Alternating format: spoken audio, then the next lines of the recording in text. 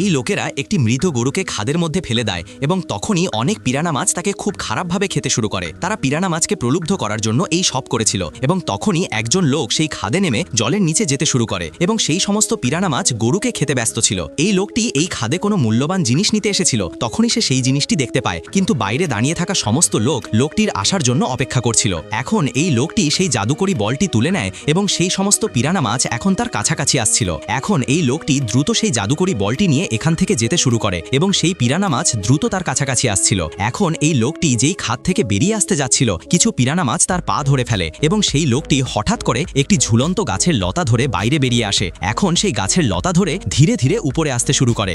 লোকটি যেই বাইরে আসে সেই সমস্ত লোক বন্দুক নিয়ে তার সামনে দাঁড়িয়েছিল। তারপর তখনই লোকটি আবার জাদুকরি বলটি খাদে ফেলে দিতে যাচ্ছিল, কিন্তু এই বৃদ্ধ তাকে ফেলে দিতে নিষেধ করে। তারপর এই লোকটি বলে, প্রথমে তোমাকে সমস্ত অস্ত্র খাদে ফেলে দিতে হবে, এবং তখনই সেই বৃদ্ধ সমস্ত অস্ত্র খাদে ফেলে দেয়। তারপর হঠাৎ এই লোকটি একটি বন্দুক হাতে ধরে নেয়।